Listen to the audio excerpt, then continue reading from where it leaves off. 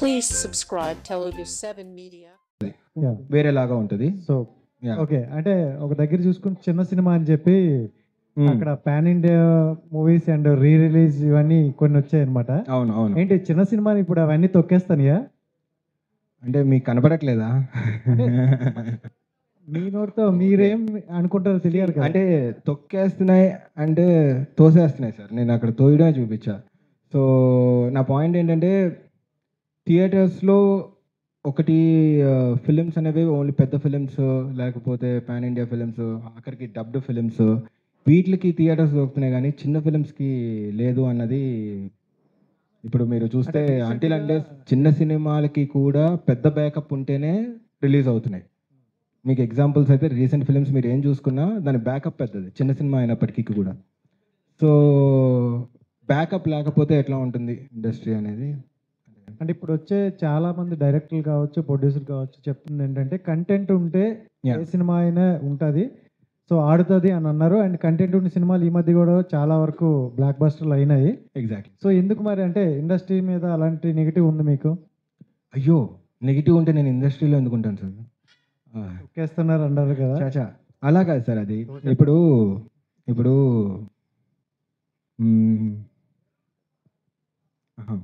అంటే ఇప్పుడు ఒక ఫిలిం చేస్తున్నాం సార్. మనం ఫిలిం చేసిన తర్వాత ఒక మనకి 3-4 ప్లాట్ఫామ్స్ ఉంటాయి. For example OTT, theatres, satellite, ఇట్లాగా ఈ 3 ప్లాట్ఫామ్స్ ఉంటాయి సార్. బికాస్ ఆఫ్ కరోనా అనుకోండి, వాట్ ఎవర్ అనుకోండి, ఏదైనా సరే రీజన్స్, ఒక చిన్న ఫిలిం బయటికి రావాలంటే థియేటర్స్లో జనాలు రావట్లేదు, లేకపోతే చిన్న సినిమాలకి ఓటీటీయే కరెక్ట్ అంటారు. చిన్న సినిమాలు ఓటీటీ అంటారు. ఒకవేళ ఓటీటీకి వెళ్తే వాళ్ళు ఏమంటున్నారంటే థియేటర్లో సినిమా రిలీజ్ చేయండి, మేము ఓటీటీలో తీసుకుంటాం అంటారు. ఇప్పుడు నా ఫినాన్షియల్ స్టేటస్ వరకు నేను సినిమా తీయగలిగాను సార్. సినిమాని ప్రమోట్ చేసుకోవడానికి నేను ఎంచుకున్న పాయింట్స్ ఈ ప్రమోషనల్ సాంగ్ అని వాట్ ఎవర్. సో నాకు ప్రమోట్ చేసి ఇంకా సినిమాని థియేటర్ దాకా తీసుకెళ్ళాలి అంటే ఐ నీడ్ సపోర్ట్. అదంత ఈజీ కాదు. అంటే ఈ సాంగ్లో నేను అంటే లైక్ నేను చెప్పాలనుకున్నది ఏంటనేది, స్మాల్ ఫిలిమ్స్ ఎలా ఎఫెక్ట్ అవుతున్నాయి because of big films and big dub films re release or whatever. Re release కూడా థియేటర్లో దొరుకుతాయి సార్, మా సినిమాకి దొరకవు సార్ థియేటర్లో. అది సార్ అంతే.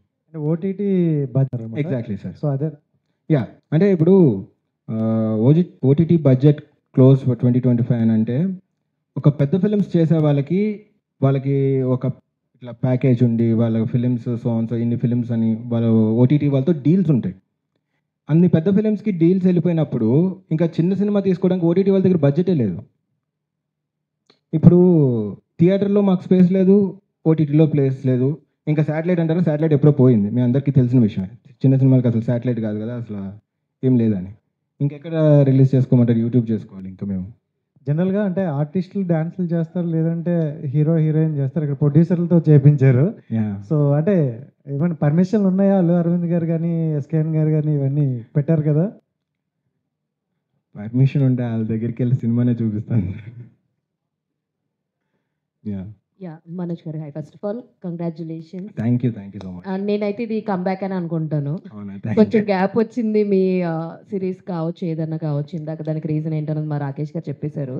సో అందుకని మీరు రావట్లేదని మాకు అర్థమైంది. అంటే ఈ గీతా సుబ్రహ్మణ్యం వల్లనో ఏమో కానీ మీ స్క్రీన్ ప్రెసెన్స్ లో నాకు ఎందుకో సాయి దుర్గ్ తేజ్ గారి రిఫరెన్స్ కనిపిస్తూ ఉంటుంది. ఆ లుక్ కావచ్చు. Obviously it's a compliment. So ఈ కథ ఎలా ఉండబోతుంది అంటే హౌ ఆడియన్స్ విల్ ఎంగేజ్? అంటే ఎక్కువ ప్రతిదీ చూసుకుంటే చాలా రిలేటబుల్ ఉంటాయి. మీరు ఇప్పుడు దాకా తీసిన ప్రతి concept every one can relate this. So ఇది ఎలా ఉండబోతుంది అంటే what is your answer? So this film is a journey, ఒక యంగ్స్టర్ జర్నీ అనమాట. అంటే హౌ ఇట్ స్టార్ట్ విత్ అంటే ఒక యంగ్ గాయ్ ఉన్నప్పుడు, అంటే కాలేజ్లో ఉన్నప్పుడు అబ్బాయికి, ఒక మెచ్యూర్డ్ పర్సన్కి, అంటే ఈ జర్నీలో ఏం కోల్పోతాడు అసలు, అంటే చాలా డీవియేషన్స్ ఉంటాయి ప్రతి యంగ్స్టర్కి. బైక్ అని, లవ్ అని, ఇట్లాగా. సో ఆ జర్నీలో వాడు ఏం మిస్ అవుతున్నాడు, వాడు దేనికోసం పరిగెడుతున్నాడు, అంటే ఏదైతే మనం స్టార్ట్ చేస్తామో దాన్ని ఎండ్ చేయం. సో అది ఆ జర్నీ ఎట్లా ఉండబోతుంది అనేది film actually. Okay, all the very best అండి. Thank you so much. Rakesh గారు, సో కాదు, మీ క్యారెక్టరైజేషన్ ఇందాక త్రూ అవుట్ ఉంటుంది అని అన్నారు. ఇప్పుడు దాకా చాలా క్యారెక్టర్ రీసెంట్గా అయితే ఏడిపించడం కూడా చేసేసారు మీరు అనగనగా తోటి. సో అంతకుముందు మంచి కామెడీ సీన్స్ తోటి చాలా ఎంటర్టైన్ చేశారు. ఇందులో మీ క్యారెక్టర్ ఎలా ఉండబోతుంది? ఎందుకంటే త్రూ అవుట్ ఉంటుంది అని చెప్పేసి చెప్పారు కదా. యాక్చువల్గా ఇది కథ రాసుకున్నప్పుడే ఇది ఒక యంగ్స్టర్ బయోపిక్ అనుకోండి ఒక రకంగా చెప్పాలంటే. ఆ బయోపిక్లో మదర్ సెంటిమెంట్, ఫాదర్ సెంటిమెంటు, పర్టికులర్గా ఫ్రెండ్తో, ముఖ్యంగా ఏ మనిషికైనా అమ్మ, నాన్న, స్నేహితుడు, గురువు అంటారు కదా, అలాగా గర్ల్ ఫ్రెండ్ ఇవన్నీ పక్కన పెడేస్తే ఫస్ట్ ఈ ముగ్గురులో టాప్లో నేను ఉంటానన్నమాట. ఆ సెంటిమెంట్ చాలా చోట్ల నా క్యారెక్టరు చాలామందికి రిలేట్ అవుతుంది. అంటే మామూలు ఒక ఫ్రెండ్ ఎలా ఉంటాడు, జెన్యున్ ఫ్రెండ్ ఎలా ఉంటాడు, వాడు ఎండ్ ఆఫ్ ద స్టేజ్లో పీక్స్లోకి వెళ్ళిపోయి ఇంకా నాశనం అయిపోతున్నాడు, బిహేవియర్ ఒకలాగే ఉంటుంది, కన్సర్న్ ఎలా ఉంటుంది, అంత మంచి క్యారెక్టర్ అనమాట. కైండ్ ఆఫ్ రోల్ అనమాట. డోర్ నుంచి వాళ్ళు బయటకు వస్తుంటే మిమ్మల్ని తోసేయడం అనేది చూపించారు. మీరు సింబాలిక్గా ఏమైనా చూపించారా అని? అయ్యో, సింబాలిక్గా కాదండి, అంటే సో అంటే నేను ఒక చిన్న పాయింట్ చెప్తానండి. ఒక ఫిలింకి ప్రొడ్యూసర్స్ అనేవాళ్ళు they are the heroes any film. ఎందుకంటే మా కథ లేకపోతే డైరెక్టర్, హీరో ఇవన్నీ తర్వాత. ఎందుకంటే వీళ్ళందరినీ నమ్మి డబ్బులు తీసుకొచ్చేది ప్రొడ్యూసర్స్. సో అక్కడ పెట్టిన పెద్ద ప్రొడ్యూసర్స్ అందరూ వాళ్ళు ఎన్నో ఫిలిమ్స్ చేసి ఆ స్టేజ్కి వచ్చారు where they have both the platforms like theatres and OTT అనేవి వాళ్ళ చేతిలో ఉంటాయి. ఎందుకంటే బిగ్ ఫిలిమ్స్ చేస్తారు అవన్నీ అని.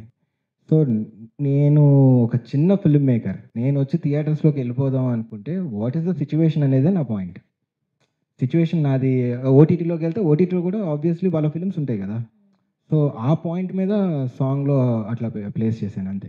అండ్ నవేడేస్ కంటెంట్ ఎలా ఉందంటే అది పెద్ద సినిమా అయినా చిన్న సినిమా అయినా కావచ్చు, కంటెంట్ బాగుంటే ఆడియన్స్ డెఫినెట్లీ చూస్తారు. యా, సో అలాగా మీ సినిమాలో కంటెంట్ గురించి మీరు ఎంత కాన్ఫిడెంట్గా ఉన్నారు? చాలా కాన్ఫిడెంట్ ఉన్నానండి. ఎందుకంటే ఈ ఫిలిం బేసిక్గా ఇంకొక పాయింట్ చెప్పాలంటే అండి, there are some few people, మనము ఇప్పుడు మూవీకి ఏదైనా ఫస్ట్ చూపించాలనుకుంటే మనం ట్రైలర్ చూపిస్తాం. ఆ ట్రైలర్ చూపించాలి అని నేను ముందు అడుగు వేస్తుంటే ట్రైలర్ చూసే ఇంట్రెస్ట్ కూడా ఎవరికి లేదు. ఓటీటీ ప్లాట్ఫామ్స్ కానీ ఎక్కడికైనా తీసుకెళ్దామని. మీకు యూ డోంట్ నో, ఈ సినిమా అయ్యి 1 year అవుతుంది. 1 year నుంచి నేను ఒక 3-4 ప్రివ్యూస్ వేసాను, కొంతమందిని పిలిచాను, ఎవ్వరు రాలేదు. నా ఒక పాయింట్ ఏంటి అంటే ఎవరికి అవసరం లేదు చిన్న ఫిలిమ్స్. ఎందుకంటే అంటిల్ అన్లెస్ ఎవరైనా ఏదైనా ప్రూవ్ చేసుకుంటే వచ్చి సపోర్ట్ చేస్తారండి. ఆ ప్రూవ్ చేసుకోవడానికి కూడా వీ హ్యావ్ హర్డల్స్.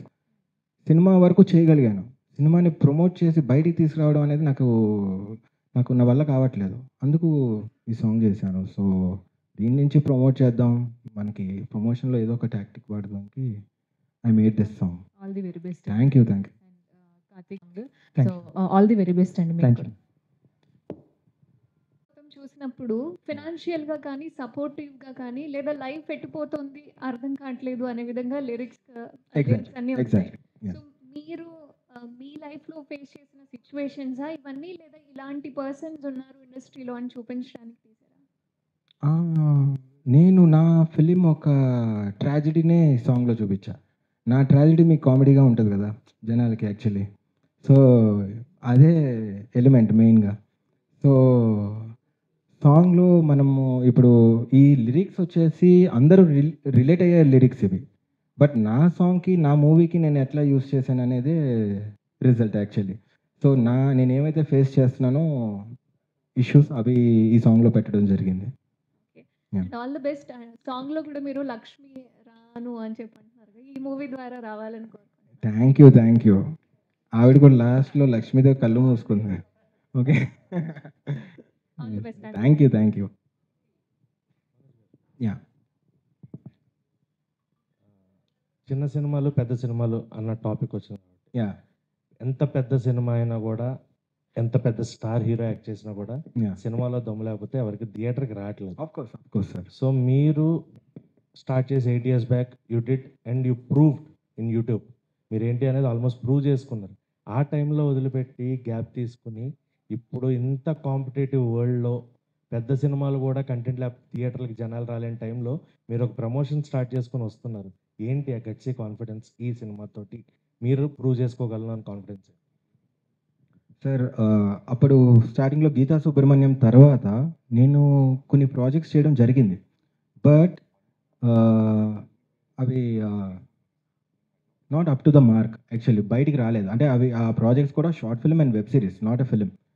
నేను వెయిట్ చేస్తున్నాను ఫిలిమ్స్ కోసం, ఎందుకంటే నా అల్టిమేట్ గోల్ వచ్చేసి ఫిలిమ్స్. సో దానికోసం వెయిట్ చేస్తున్నప్పుడు నాకు మా డైరెక్టర్ ఎఫీ రోజర్స్ వచ్చేసి నాకు కథ చెప్పారు. సో ఆ కథ నచ్చి మెయిన్ ఈ సినిమా చేయడానికి గల కారణం ఏంటి అంటే ఒక ఎమోషన్ సార్. ఆ ఎమోషన్ని నేను కంప్లీట్గా గట్టిగా నమ్మి ఈ సినిమా చేశాను. సో దీన్ని తీసుకుని వెళ్ళడానికి బయటికి నా వంతు నేను ఏవైతే చేయగలుగుతున్నానో అవి చేస్తున్నాను. సో అంటే ఇందాక మీకు అందరికి చెప్పినట్టు ప్రివ్యూస్ వేయడం కానీ, లేకపోతే ఓటీటీ వాళ్ళని కలవడం కానీ, ఎవరైనా డిస్ట్రిబ్యూషన్ కోసం వస్తారేమో అని చెప్పేసి ఇవన్నీ నా ప్రయత్నాలు నేను చేస్తున్నాను సార్. ఈ జర్నీలో ఏమైందంటే సార్, సినిమా అనేది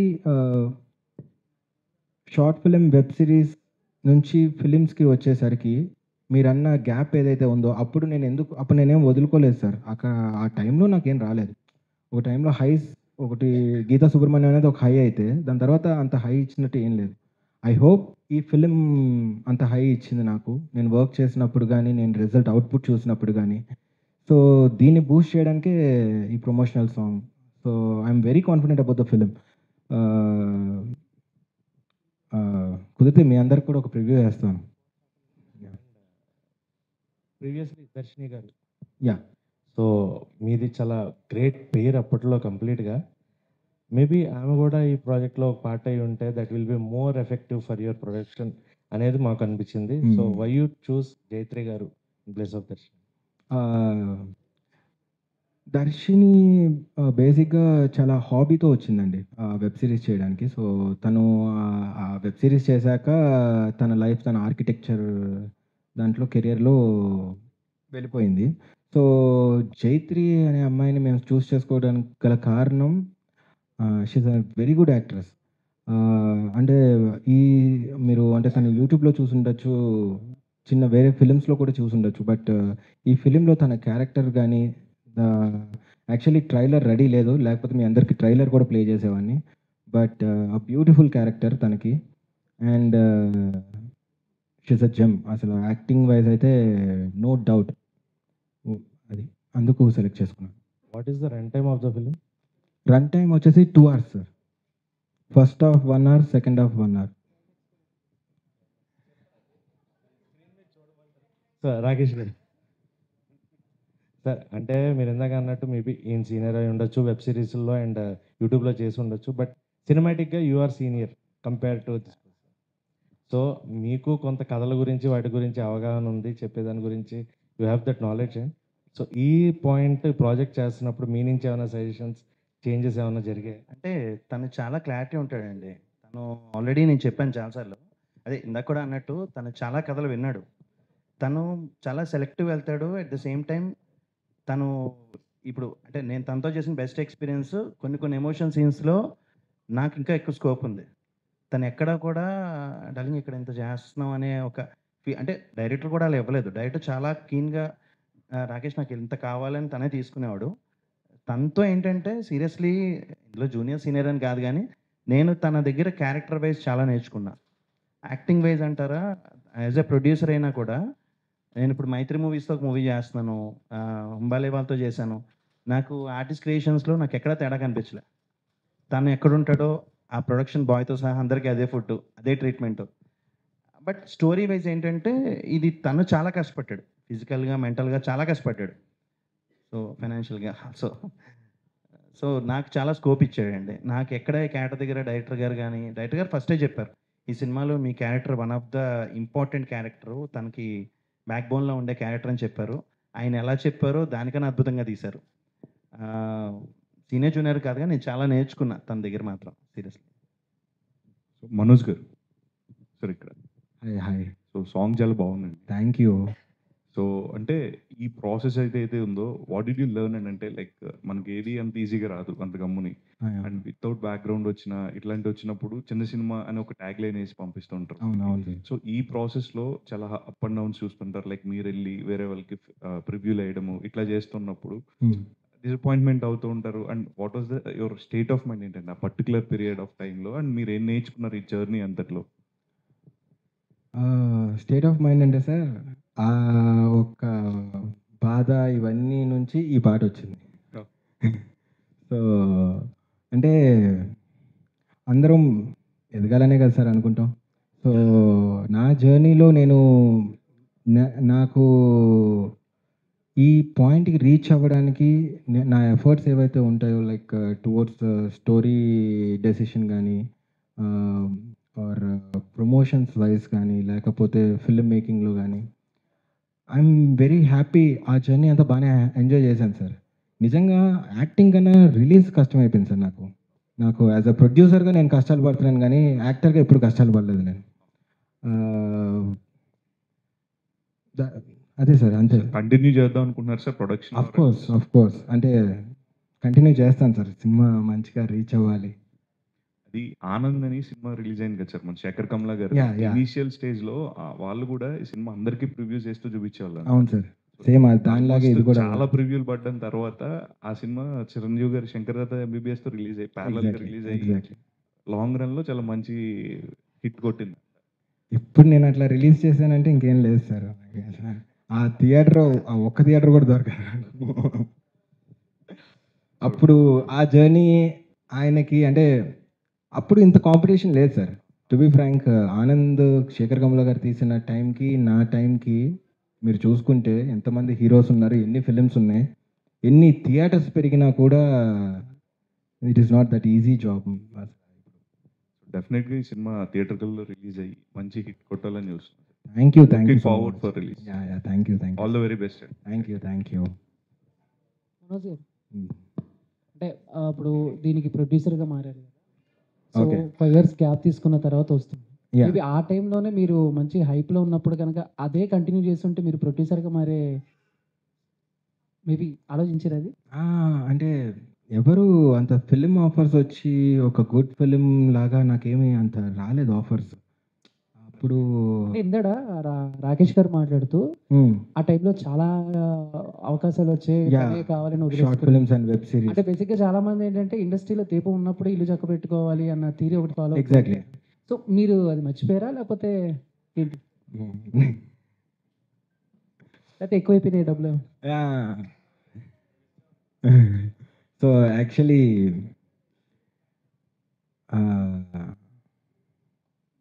రాకేష్ గారు చెప్పింది అబద్ధమా?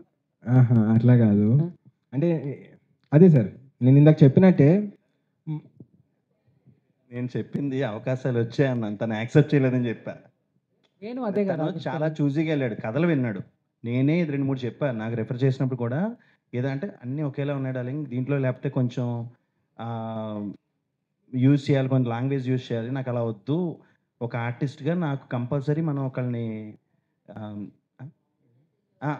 మెసేజ్ కాదండి, అంటే మన కంపల్సరీ రియాక్ట్ అవుతారు వాళ్ళు, మనం చూసి ఇన్ఫ్లుయెన్స్ అవుతారు, అది అవ్వకూడదు.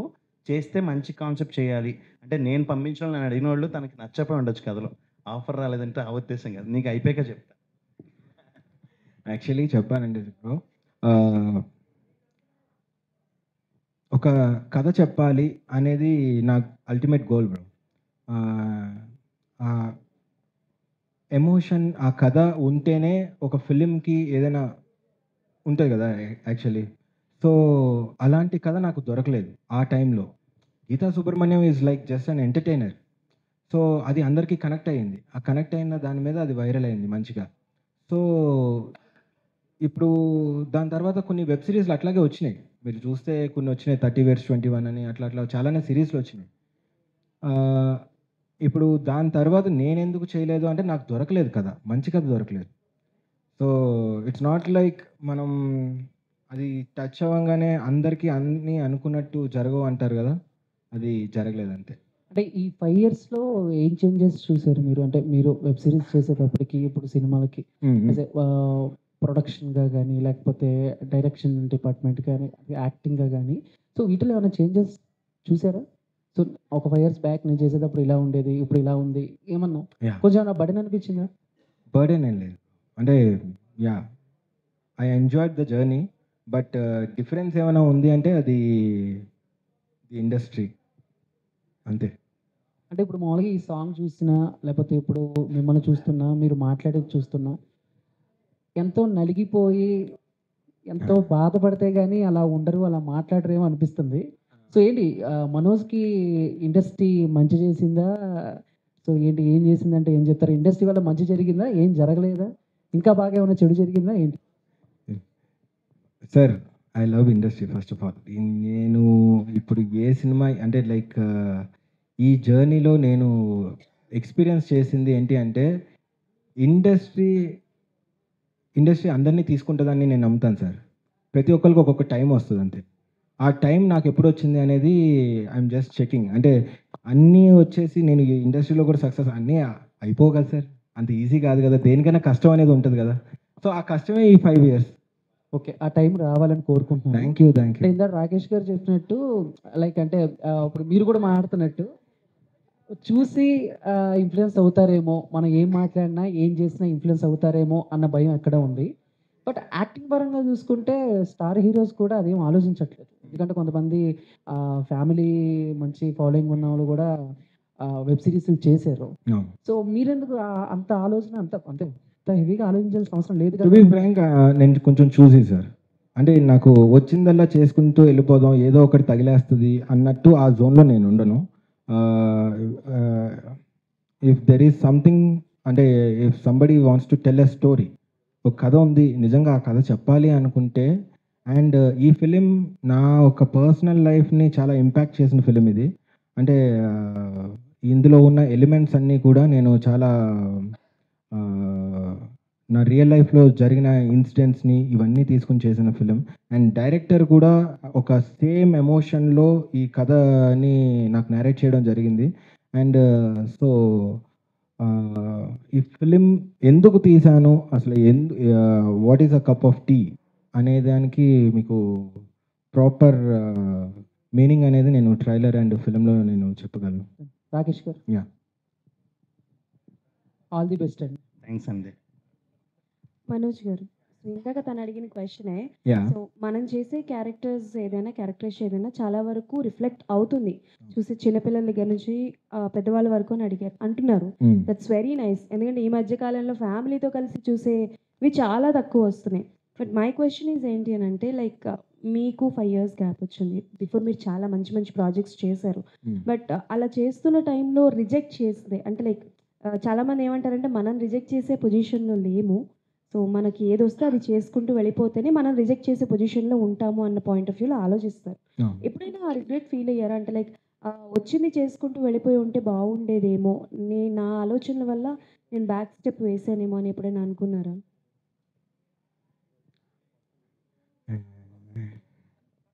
అంటే నా లైఫ్లో రిగ్రెట్స్ అంటూ నేనేం ఫీల్ అవ్వనండి. టు బి ఫ్రాంక్, లైఫ్ అనేది I feel it's a journey. అందులో ఇక్కడ నీకు వర్కౌట్ అవ్వదు అని రాసుంటే నీకు వర్కౌట్ అవ్వదు, నువ్వు ఏం పట్టుకున్నా వర్కౌట్ అవ్వదు అంతే. నీకు టైం వస్తే నీ టైంకి వచ్చినప్పుడు you will be successful. So అట్లా వచ్చిందల్లా చేసుకుంటూ వెళ్ళిపోయి ఉంటే బాగుండేది అని నేను ఎప్పుడూ అనుకోలేదు. To be frank, I'm happy with what I'm doing. ఎందుకు ప్రొడ్యూసర్ అవ్వాల్సి వచ్చింది? ప్రొడ్యూసర్ దొరుకుంటే నేను ప్రొడ్యూసర్ అవ్వాల్సి వచ్చేది కాదండి. అంటే బేసికల్గా ఇప్పుడు కథ మీరు చాలా వరకు రియలిస్టిక్గా నేను చూసినవి రాశాను అని అన్నారు. సో మీరు తిరిగి ఫేస్ చేసిన సిచ్యువేషన్స్ లైక్ ఎన్ని రోజులు తిరిగారు? ఒక 1 year నేను ప్రొడ్యూసర్ కోసం తిరిగాం. నా పక్కన ఉన్న జర్నలిస్ట్ ఎక్కడెక్కడ తిరిగారు అని అడగమంటున్నారు, ఒకసారి అది కూడా చెప్పండి. ఈ బ్యానర్స్ చెప్పాయా ఇప్పుడు నీకు? సో తిరిగాం. ఇట్స్ అబౌట్ కొత్త వాళ్ళకి ఎవరు అంత ఈజీగా ఛాన్సెస్ ఇవ్వరండి. అది కొత్త డైరెక్టర్, కొత్త హీరో అంటే దాన్ని నమ్మడం కొంచెం మీరు చాలా రేర్గా చూస్తారు. ఎనీ ప్రొడక్షన్ కంపెనీ ఒక కొత్త వాళ్ళతో కొత్త సినిమా చేసింది అనేది చాలా రేర్గా చూస్తారు. అది very few producers will produce the films. అంతేగాని మనము ఎవరైనా ఇప్పుడు ఒక డైరెక్టర్ వెళ్ళి కథ చెప్తే ఈ కథకి ఆల్రెడీ ఎస్టాబ్లిష్డ్ హీరో ఎవరున్నారు అతను తీసుకుని రండి అంటారు. ఇప్పుడు నేను ఎందుకు రిస్క్ చేయాలి కొత్తోడి మీద అనేది వాళ్ళ పాయింట్ ఉంటుంది. ఇప్పుడు ఎవరైనా సరే నన్ను ఎందుకు లాంచ్ చేయాలి, వాళ్ళు నన్ను అంటే లైక్ వాళ్ళ పాయింట్స్ వాళ్ళకు ఉండొచ్చు. ఎవరికైనా ఎనీ ప్రొడక్షన్ కంపెనీకి కానీ దేనికైనా సరే, అంటిల్ అన్లెస్ ఇప్పుడు మనం ఏదైనా ప్రూవ్ చేసుకుంటే అది గీతా సుబ్రహ్మణ్యం అప్పుడు ప్రూవ్ అయింది అంటే ఆ గీతా సుబ్రహ్మణ్యం ఒక ఆడియన్స్కి రీచ్ అయింది. కానీ ఫిలిం ప్రొడ్యూసర్స్కి లేకపోతే ఫిలిం ఇండస్ట్రీలో ఉన్న వాళ్ళకి ఐ డోంట్ థింక్ వాళ్ళకి అంత రీచ్ అయి ఉండదు. నేను ఆ టైంలో తిరిగినా కూడా నాకు ఎవరు ప్రొడ్యూసర్స్ దొరకలేదు. So okay done. Anyways all the best. Thank you cinema so much. Super success అవ్వాలని మనస్ఫూర్తిగా thank you thank you so much. Thank you. అంటే కాఫీ పొడి లేదు. అలానే కదా ఆనంద్ సినిమా మంచి కాఫీ లాంటి సినిమా అన్నారు కదా, మీరు ఏమన్నా? మంచిదే సార్ ఇది కూడా సినిమా. కాకపోతే ఆ కప్ ఆఫ్ టీ అంటే ఇది ఫిలింలో ఒక హీరోకి ఒక ఎమోషన్ సార్, టీ మీద ఒక ఎమోషన్. సో ఆ టీతో ఆ జర్నీ ఏంటి అనేది ఒక చిన్న ఒక లైన్ వెళ్తూ ఉంటుంది సినిమాలో. అండ్ ఒక ప్రాపర్ జస్టిఫికేషన్ సినిమాలో ఉంటుంది. నేను ఇప్పుడు మీకు ఎందుకు చెప్పట్లేదంటే ట్రైలర్ని మళ్ళీ నేను స్పాయిల్ చేసినట్టు ఉంటుంది. సో ప్రాపర్ జస్టిఫికేషన్ ఉంటుంది సార్, ఏదో ఊరికే పెట్టాలని అయితే పెట్టలేదు కప్ ఆఫ్ టీ అనేది. బట్ ఇంకొక మీనింగ్ కూడా ఉంటుంది. కప్ ఆఫ్ టీ అంటే is it your cup of tea అన్నట్టుగా ఉంటుంది కదా, అట్లాగా కూడా దిస్ ఫిలిం వర్క్స్. మనోజ్ గారు, అంటే జస్ట్ ఒక చిన్న ఫన్నీ క్వశ్చన్. ప్లీజ్. అంటే మీకు కనుక ఇప్పుడు అలాగో డైరెక్టర్గా మారారు కాబట్టి కాన్సెప్ట్స్ అన్ని ఇస్తున్నారు కాబట్టి ఫ్యూచర్లో ఒకవేళ మీరు డైరెక్టర్ అయితే ఏ హీరోని ఏ హీరోయిన్ని ఒక కప్పు టీకి పిలుస్తారు?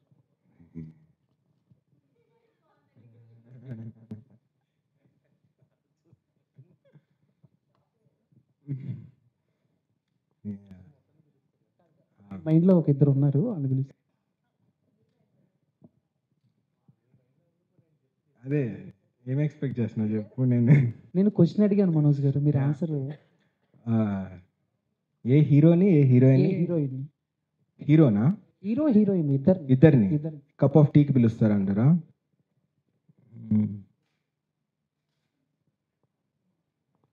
ఏం చెప్పినా వైరల్ అయిపోతుంది, ఎందుకు వచ్చింది? అవ్వాలని అడిగాను.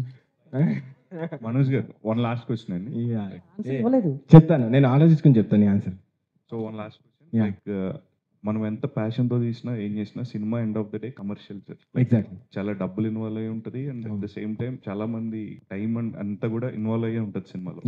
సో మెయిన్ మోటివ్ ఏం సార్, లైక్ ఈ కథ మీరు ఎవరైతే చెప్పిన వాళ్ళు రిజెక్ట్ చేసిన వాళ్ళు రాంగ్ అని ప్రూవ్ చేయడానికి ఈ సినిమాకి మీరు ప్రొడ్యూస్ చేస్తున్నారా, ఆర్ ఎల్స్ మీ ప్యాషన్తో మిమ్మల్ని మీరు ప్రూవ్ చేసుకుని నెక్స్ట్ ఆపర్చునిటీస్ కోసం ఆర్ ఎక్స్పెక్టింగ్, అంటే at the same time money కూడా రావాలి కదా సార్, రిటర్న్.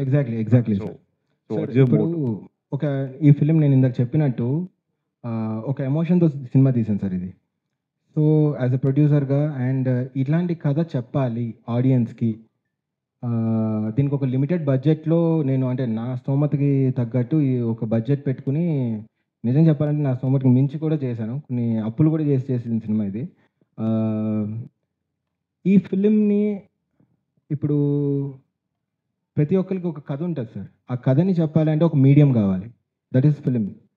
సో రేపు అన్న రోజు దీని మీద డబ్బులు వస్తాయా లేకపోతే దీన్ని ఎట్లా హిట్ చేయాలి అన్న దానికన్నా ముందు నేను ఈ కథని చెప్పాలి అని అనుకున్నాను సార్, స్ట్రాంగ్గా, వెరీ స్ట్రాంగ్గా చెప్పాలనుకున్నా. సో ఆ ఎమోషన్ మీద ఈ ఫిలిం నేను చేశాను యాజ్ అ ప్రొడ్యూసర్గా.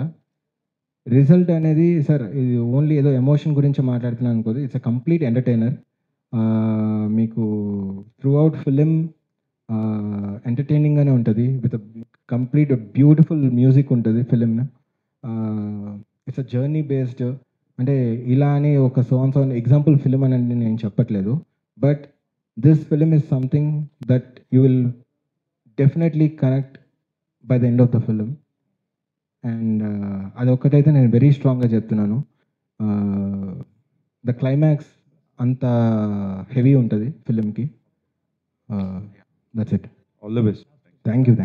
యా ఇంకా తెలియదు చందు